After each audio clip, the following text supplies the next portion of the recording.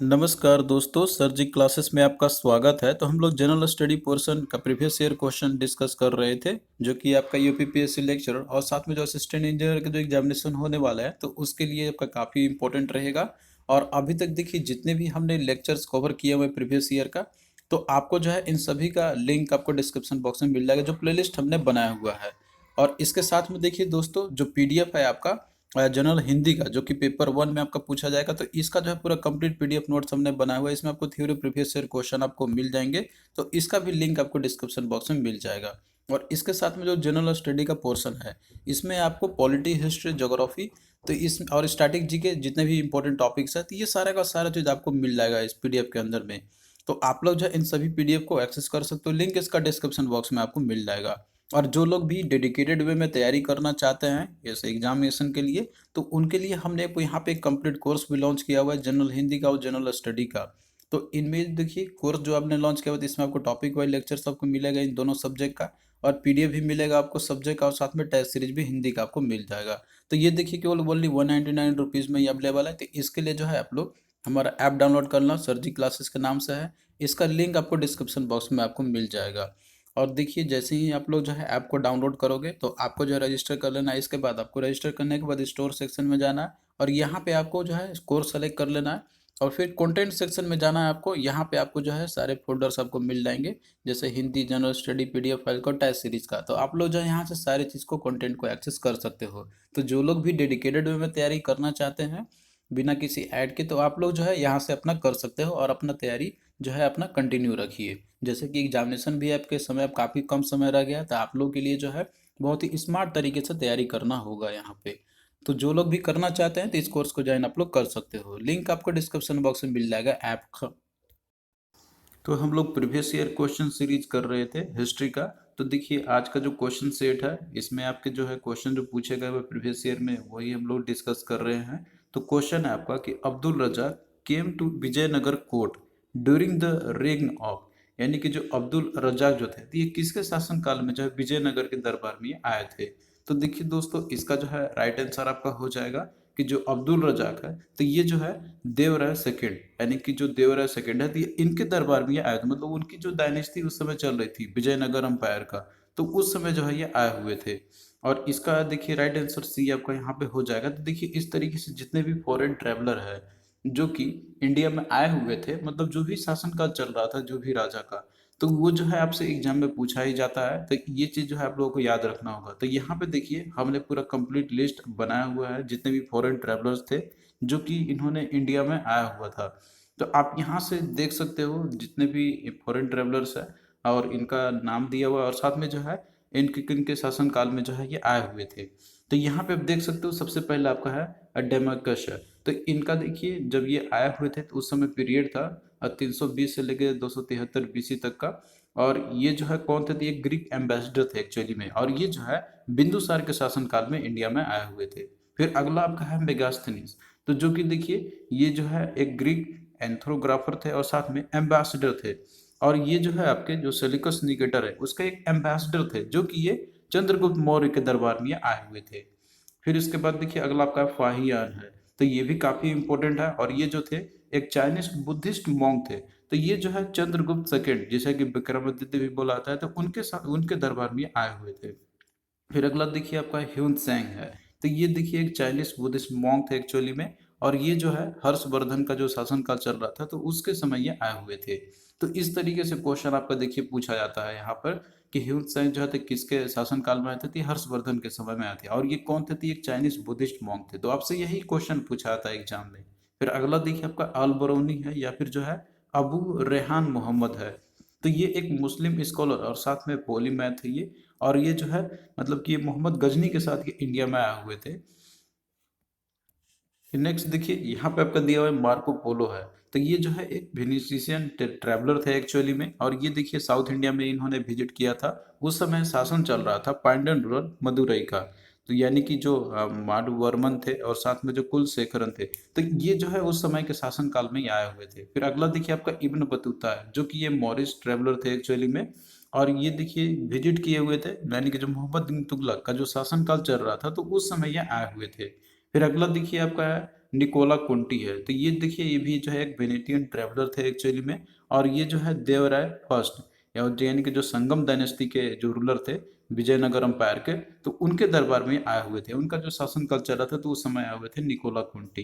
फिर अगला देखिए आपका अब्दुल रज़ाक, जो कि आपको क्वेश्चन में पूछा गया था। तो ये देखिए एक पर्सन ट्रैवलर थे और साथ में जो है ये एक एम्बेसडर भी थे शाहरुख का, मतलब कि जो तैमूर डायनेस्टी के जो एक एम्बेसडर थे एक्चुअली में ये। और ये देखिए आए हुए थे देवराय सेकंड के जो शासनकाल चल रहा था उस समय, जो कि संगम डायनेस्टी का पार्ट है आपका विजयनगर एम्पायर का। फिर अगला देखिए विलियम हॉकिंस है, जो कि काफ़ी इंपॉर्टेंट है आपका। और ये देखिए ये जो है जेम्स वन, जो कि अंग्रेज के जो किंग थे तो उनका एक एम्बेसडर थे एक्चुअली में। तो ये जो है जहांगीर का जब शासन का चल रहा था तो उनके दरबार में आए हुए थे। फिर अगला देखिए यहाँ पर आपका है सर थॉमस रॉय, ये भी काफ़ी इंपॉर्टेंट है आपका। और ये भी देखिए जो जेम्स वन यानी कि जो किंग के जो किंग इंग्लैंड के जो किंग थे, तो ये उसके एम्बेसडर थे थॉमस रॉय। और ये जो है जहांगीर के शासनकाल में आए हुए थे। तो ये दोनों इंपॉर्टेंट है आपका, इससे क्वेश्चन पूछा ही जाता है, तो आप लोग इसको अच्छे से याद कर लेना। पीडीएफ में भी आपको मिल जाएगा, और ये जो है जो पीडीएफ का लेक्चर जो है लेक्चर का जो पीडीएफ है ये भी हम आपको प्रोवाइड कर देंगे। नेक्स्ट देखिए क्वेश्चन है कि silver coin was introduce in India by, यानी कि जो सिल्वर कॉइन जो है जो कि ये इंडिया में इंट्रोड्यूस किया गया था, तो किसके द्वारा ये किया गया था। तो इसका देखिए राइट आंसर आपका ऑप्शन डी हो जाएगा, शेरशाह। तो शेरशाह ने जो है इन्होंने ही जो सिल्वर कॉइन है इनका इंट्रोड्यूस इन्होंने किया था। और देखिए जो सिल्वर कॉइन था तो उसको जो है रुपी बोला जाता था एक्चुअली में, जो इन्होंने जारी किया हुआ था सिल्वर का। और ये देखिए इन्होंने जो है 1540 से लेकर 1545 के बीच में इन्होंने जो है ये चालू किया हुआ था। और देखिए जो सिल्वर कॉइन जो यूज किया था उस समय, तो उसका वेट जो है लगभग 178 ग्राम के बराबर था। ये ग्राम आपका होगा यहाँ पे। तो ये देखिए सिल्वर कॉइन इंट्रोड्यूस किया था शेरशाह सूरी के द्वारा। तो ये भी आपका इंपॉर्टेंट है, क्वेश्चन आपका इससे पूछा जाता है। फिर अगला देखिए क्वेश्चन आपका, who among the following Mughals was illiterate. अब यहाँ पे देखिए दिया हुआ क्वेश्चन यही है कि हु अमंग द फॉलोइंग्स, कि इनमें से कौन सा मुगल जो है कि अनपढ़ थे एक्चुअली में। तो यहाँ पे देखिए दिया बाबर, अकबर, जहांगीर और औरंगजेब। तो इसका देखिए राइट आंसर ऑप्शन बी आपका हो जाएगा अकबर। तो अकबर जो है ये इलिटरेट थे अपना पूरे लाइफ के समय, मतलब जब तक इन्होंने गद्दी संभाला था और उसके बाद से जब जब इनका देहांत हुआ तब तक जो है ये इलिटरेट ही रहे थे। क्योंकि देखिए ये जब बचपन में ही थे, मतलब जब ये 13 साल के थे, तो उसी समय जो है इनका क्राउन किया गया था। और इसके बाद जब तक इनका डेथ ना हो गया तब तक जो है वो इलिटरेट ही रहे थे। यानी कि जब इनका फादर का जैसी डेथ हुआ था तो उस समय काफी छोटे थे, तो उसी उसी समय जो है इनको राजगद्दी सौंप दी गई थी। नेक्स्ट देखिए क्वेश्चन आपका, इसमें आपको यहाँ पे मैच करना है। और यहाँ पे देखिए जो दिया हुआ ईयर और इससे रिलेटेड जो भी इंपॉर्टेंट फैक्ट्स है आपका वो आपको मैच करनी है। तो यहाँ पे देखिए दिया हुआ ऑप्शन में third battle of Panipat, second battle of terrain, death of Akbar और डेथ ऑफ औरंगजेब। तो देखिए इसमें बैटल वाला तो आपको याद ही होगा इसमें। अब जैसे कि देखिए बात करते हैं थर्ड बैटल ऑफ पानीपत की, इसमें इन्होंने दिया हुआ है। तो देखिए जो थर्ड बैटल ऑफ पानीपत जो हुआ था तो ये 1761 में हुआ था, जो कि ये मराठा अंपायर और साथ में जो है दुरानी अंपायर जो कि अफगान किंग के अंदर में थे अहमद शाह अब्दाली के द्वारा, इन दोनों के बीच में जो है ये वॉर फाउट किए गए थे। कब हुआ था थर्ड बैटल ऑफ पानीपत, ये 1761 में। तो यहाँ देखिए इसका जो वन है मतलब कि ये जो है आपका मैचिंग होगा सी। यहाँ पे देखिए 1761 आपका दिवस सी के साथ में, तो सी वाला जो है आपका वन के साथ में मैच होगा। इसके बाद देखिए सेकेंड बैटल ऑफ टेरेन इसमें आपको दिया हुआ है। तो देखिए जो सेकेंड बैटल ऑफ टेरेन है तो ये 1192 में हुआ था। तो यहाँ देखिए जो आपका होगा इसका, यानी कि सेकेंड बैटल ऑफ ट्रेन ए का टू के साथ में मैच होगा आपका। फिर इसके बाद देखिए यहाँ पे दिया हुआ है डेथ ऑफ अकबर। तो देखिए जो अकबर का जो मृत्यु है तो इनका हुआ था 27 अक्टूबर 1605 में। तो 1605 देखिए ये जो है तीन का आपका डी के साथ में मैचिंग आपका होगा। तो यहाँ पे देखिए आपका दो तीन मैच हो गया, तो अब बचा आपका डेथ ऑफ औरंगजेब। तो औरंगजेब का डेथ जो है तो ये हुआ था 1707 में। तो इस तरीके से आप यहाँ पे मैच करके देख सकते हो ए का टू के साथ में। तो देखिए ए का जो टू है तो वो आपका ऑप्शन बी में और ऑप्शन डी में ही दिया हुआ है, तो बाकी सी और अपने ए और सी को आपने एलिमिनेट कर दिया। अब इसके बाद देखिए बी का जो है आपका फोर के साथ में मैच होगा। तो बी वाला देखिए इसका फोर के साथ में देखिए बी में भी है और डी में भी है, तो आप जो है यहाँ से नहीं बता सकते हो, तो आपको और देखना होगा। यहाँ पे देखिए जो सी आपका दिया हुआ है तो इसका मैच होगा आपका वन के साथ में। तो सी का वन देखिए इसमें भी है और इसमें भी है, तो आपको जो है और यहाँ पे देखने होंगे। अब इसके बाद देखिए यहाँ पे एक्चुअली क्या है कि दोनों में सेम ही आपका दिया हुआ है, तो इसमें एरर मतलब हो सकता है आपका यहाँ पे। तो आपको देखिए डी का जैसे थ्री के साथ मैच होगा तो डी का थ्री, तो इसमें देखिए एम्बिग्यूटी है आपका ऑप्शन में, लेकिन इसमें कोई एक ही सही होगा, तो आंसर एग्जाम में आपका एक ही कोई सही दिया रहेगा। तो इस तरीके से देखिए आपका यहाँ पे बी या डी होगा कोई एक में से, ये प्रिंटिंग मिस्टेक हो सकता है, यहाँ पे 3 दिया होगा, 2 दिया होगा यहाँ पर। तो इस तरीके से आपका मैचिंग करना है आपको।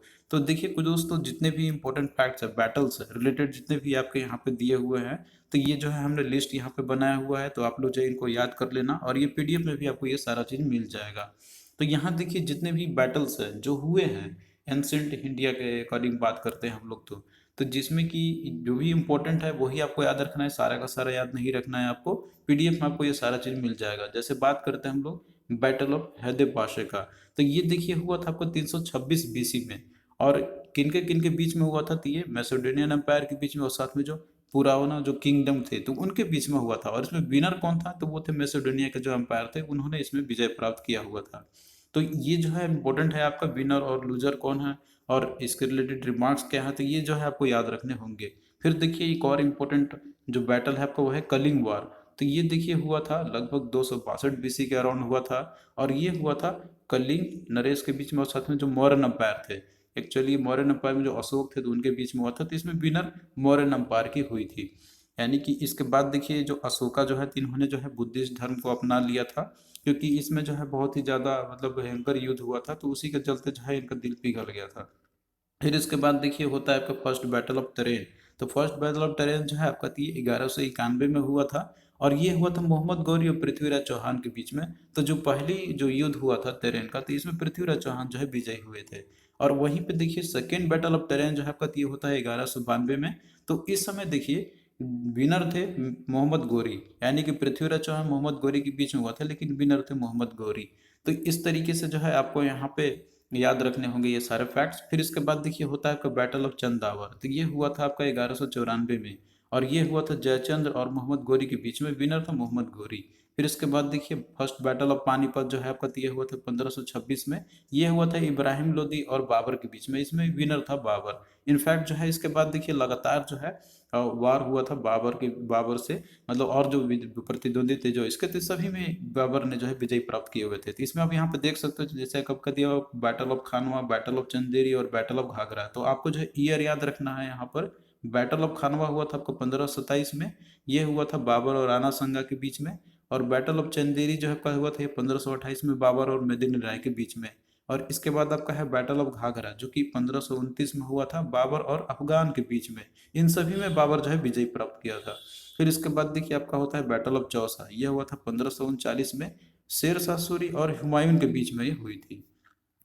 और ये देखिए जो बैटल है काफ़ी रिमार्केबल था। इसमें देखिए जब हुमायूं और शेर शाह सूरी के बीच में हुई थी, तो यहाँ पे देखिए जो हुमायूं की हार हुई थी इसमें, तो इन्होंने जो है स्केप कर गया था। इन्होंने जो है दूसरे मतलब कि जैसे ये हार के बाद इन्होंने जो है एक्साइल हो गए थे, और इसके बाद फिर से जो है अपना एनर्जी बटोर के फिर से वापस आए बैटल करने के लिए। तो यहाँ पे आप वही देख सकते हो, यहाँ पर आपका जैसे बैटल ऑफ कनौज होता है बिटवीन शेरशाह सूरी और हुमायूं के बीच में। तो इसमें अगेन देखिए यहाँ पे जो है विनर हुआ था शेरशाह सूरी, जो कि हुआ था 1540 में ही। फिर इसके बाद देखिए अगला आपका होता है सेकेंड बैटल ऑफ पानीपत। तो ये होता है अकबर और हेमू के बीच में। एक्चुअली इसमें बैराम खान जो है अकबर की तरफ से लड़ाई ने किया था। फिर उसके बाद देखिए ये ईयर आपको याद रखना है, 1556 में हुआ था आपका सेकेंड बैटल ऑफ पानीपत। फिर अगला देखिए बैटल ऑफ तलीकोटा जो है, तो ये हुआ था 1565 में हुआ था आपका ये विजयनगर आर्मी के बीच में, और साथ में जो यूनिफाइड आर्मी जो थे, जो कि 5 दक्कन सल्तनत के जो थे, तो ये जो है इसमें इन्होंने फाइट किया हुआ था। फिर अगला देखिए बैटल ऑफ हल्दी घाटी आपका है, तो ये हुआ था आपका 1576 में, मान सिंह वन और साथ में महाराणा प्रताप के बीच में हुई थी। फिर इसके बाद देखिए बैटल ऑफ पुरंदर है आपका, ये हुआ था 1665 में। ये हुआ था मुगल अंपायर और साथ में मराठा अंपायर के बीच में।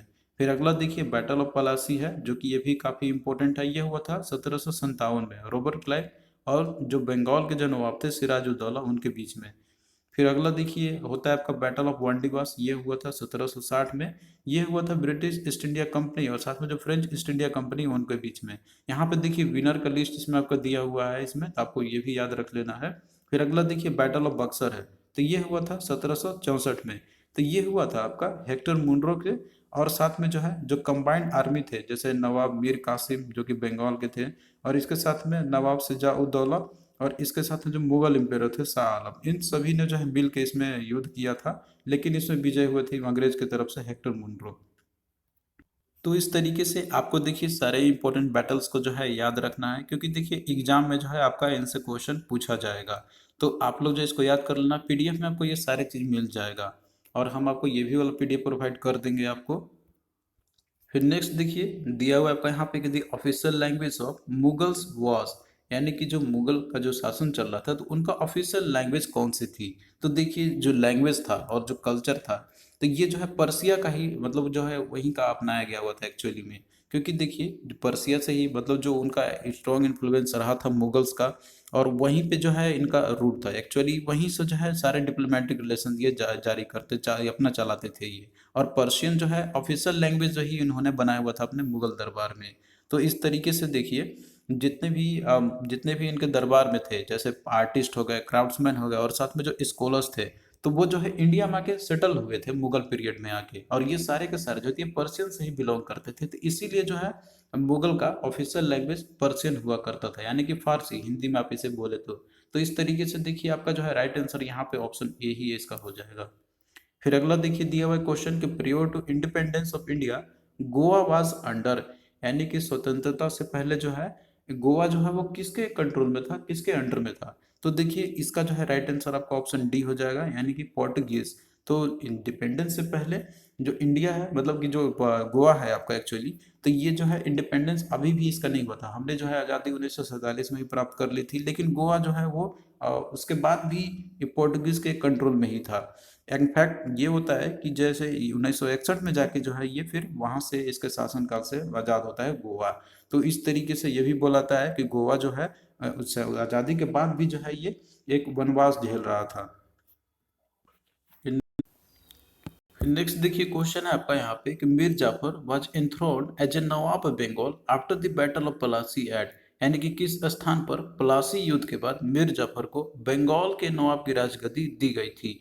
तो ये देखिए इनको जो है मुर्शिदाबाद में बंगाल के नवाब की राजगद्दी इनको दी गई थी प्लासी युद्ध के बाद। तो देखिए मीर जाफर सैयद अली खान की बात करते थे, ये जो है मिलिट्री जनरल हुआ करते थे, जो कि ये पहले डिपेंडेंट बंगाल के नवाब बने थे under British east India company के। और इसके पहले देखिए जो मीर जाफर थे, तो ये जो है कमांडर थे जो सिराजुद्दौला की जो आर्मी थी, तो उसके एक्चुअली जो है ये कमांडर हुआ करते थे। लेकिन देखिए जो सिराजुद्दौला में जो मीर जाफर जैसे कि ये कमांडर बने हुए थे, तो इन्होंने जो है इनको धोखा दे दिया था एक्चुअली में। ब्रिटिश ने जो है लालच दिया था मीर जाफर को कि अगर तुम युद्ध नहीं करते हो उनकी तरफ से तो हम तुमको जो है बंगाल का नवाब बना देंगे। तो इसी के चलते देखिए जो ये कमांडर थे, यानी कि जो मीर जाफर थे, तो इन्होंने जो है युद्ध ही नहीं किया था। तो इसके चलते सिराजुद्दौला की हार हो गई थी। फिर इसके बाद जो है इनको बना दिया जाता है बंगाल का नवाब। तो ये हुआ था, मतलब इनको जो है मुर्शिदाबाद में इनको बनाया गया था। तो यही इसमें आपसे पूछा गया हुआ था क्वेश्चन। फिर अगला देखिए क्वेश्चन आपका कि Lord Macaulay was associated with the, तो लॉर्ड मकॉले जो है तो ये किससे एसोसिएटेड है। तो यहाँ पे देखिए ऑप्शन आपका दिया हुआ है, मतलब कि जो भी वायसराय या फिर जो गवर्नर जनरल हुए थे, तो उनका कार्यकाल में जो इम्पोर्टेंट इवेंट्स हुए थे या फिर जो उन्होंने इम्पोर्टेंट जो वर्क उन्होंने किया था, तो इनसे क्वेश्चन आपका पूछा आता है। तो लॉर्ड मकॉले का इनका जो मतलब इम्पोर्टेंट जो कंट्रीब्यूशन रहा था, तो इन्होंने देखिए इंग्लिश को as a medium of instruction इन्होंने इंट्रोड्यूस किया हुआ था। लॉर्ड मकॉले का ये आपका हिस्सा है सी। तो अब देखिए यहाँ पे बात करते हैं हम लोग कि जैसे इंग्लिश जो एजुकेशन एक्ट है, तो ये देखिए 1835 में जो है ये ऑलरेडी ये पास हो चुका था under the governor general of Lord William Bentinck. लेकिन देखिए मैकॉलो ही जो है मतलब इन्होंने ही जो है इंट्रोड्यूस किया था English as a medium of instruction. तो इस तरीके से यहाँ पे सी जो है आपका राइट आंसर हो जाएगा। एक्ट पास करने की बात करें तो ये हुआ था लॉर्ड विलियम बेंटिंक के द्वारा, लेकिन मकॉले ने जो है इनको मीडियम ऑफ इंस्ट्रक्शन बनाया हुआ था। तो देखिए जितने भी गवर्नर जनरल है या फिर जो वायसराय थे, जितने भी हुआ करते थे ब्रिटिश का अंडर में, तो इनसे क्वेश्चन आपको पूछा जाता है मतलब उनका क्या कंट्रीब्यूशन रहा था। तो हमने देखिए पीडीएफ के अंदर में ये सारा चीज इंक्लूड किया हुआ है। जैसे आप यहाँ पे देख सकते हो गवर्नर जनरल जो पहले बंगाल के हुआ करते थे, क्योंकि देखिए बंगाल से ही पूरे इंडिया में रूल हुआ करता था स्टार्टिंग में। तो इस समय देखिए जो वारन हेस्टिंग्स थे, तो यहाँ पे कार्यकाल भी आप देख सकते हो, और इनका देखिए जो इम्पोर्टेंट कंट्रीब्यूशन रहा था, तो इन्होंने जो है डोल गवर्नमेंट को इन्होंने जो है एंड किया हुआ था बाय रेगुलेटिंग एक्ट ऑफ 1773। फिर इसके बाद देखिए लॉर्ड कॉर्नवालिस थे, तो इन्होंने देखिए परमानेंट सेटलमेंट ऑफ बंगाल का इन्होंने इंट्रोड्यूस किया हुआ था, और साथ में बिहार का। और इनको देखिए फादर ऑफ सिविल सर्विस भी बोला जाता है। फिर अगला देखिए लॉर्ड वेलेस्ली है, तो इन्होंने जो है सब्सिडरी अलायंस को इन्होंने इंट्रोड्यूस किया हुआ था। तो जितने भी गवर्नर जनरल हैं उनका इंपॉर्टेंट जो कंट्रीब्यूशन है तो यहाँ पे देखिए दिया हुआ है, तो आप लोग जो है इन सभी को याद कर लेना। फिर इसके बाद देखिए आपका है लॉर्ड विलियम बेंटिक। तो इनको देखिए इन्होंने बहुत सारे जो है रिफॉर्म्स लाए हुए थे, जैसे कि प्रोहिबिशन ऑफ सती का हो गया, सती का प्रोहिबिशन कर लिए। इसके साथ में जो ठगी की जो प्रथा थी इसको इन्होंने एलिमिनेट किया था। और इसके बाद मैकॉले के रिकमेंडेशन पे ही जो है इंग्लिश को as a medium of higher education में इंट्रोड्यूस किया गया था। फिर इसके साथ में जो फीमेल इन्फेंटिसाइड्स है तो इन्होंने जो है इनको जो है सप्रेस किया था। और इसके साथ में जो चाइल्ड सेक्रीफाइस यानी कि जो बलि दी जाती थी बच्चों का, तो इन्होंने ही जो है बंद किया था। इसके बाद देखिए अगला आपका है लॉर्ड मेटकाल्फ है। तो इनको देखिए बोलाता है liberator of press in India. फिर लॉर्ड डलहौजी का देखिए इनका जो है बहुत ज़्यादा मतलब और भी सिग्निफिकेंस के चलते इनको याद किया जाता है। तो इन्होंने जो है डॉक्ट्रिन ऑफ लैब्स की जो नीति थी इन्होंने वो इंट्रोड्यूस किया हुआ था। और इसके बाद देखिए जैसे फर्स्ट जो रेलवे जो लाइन जो बिछाया गया था आपका, और साथ में जो रेलवे चली थी मुंबई से थाने के बीच में, तो ये इन्हीं के कार्यकाल में हुआ था। उसी तरीके से आप यहाँ पे और भी देख सकते हो सभी जितने भी वायसराय हैं इंडिया के। तो यहाँ पे देखिए जैसे लॉर्ड कैनिंग है आपका, तो ये जो है लास्ट गवर्नर जनरल थे और फर्स्ट वायसराय थे इंडिया के। तो डॉक्ट्रिन ऑफ लैब्स को इन्होंने जो है इसको समाप्त किया था। और इसके बाद देखिए जो रिवोल्ट हुआ था आपका 1857 का, तो इन्हीं के समय में हुआ था। और इसके बाद देखिए लॉर्ड मायो आते हैं, तो ये जो है सर्वे हुआ था इन्हीं के समय में। तो इम्पोर्टेंट जो जो भी दिया हुआ है आपका कार्यकाल जो हुए थे, मतलब इनके समय में जो भी इम्पोर्टेंट इवेंट्स हुए थे, तो वो सारा चीज़ आपसे पूछा था, तो आप लोग इसे याद कर लेना। फिर लॉर्ड रिपन है, लॉर्ड कर्जन है, इसके बाद लॉर्ड मिंटो आपका है, लॉर्ड हार्डिंगे है। तो यहाँ पे सारा लिस्ट दिया हुआ है, तो आप लोग जैसे याद कर लेना अच्छे से।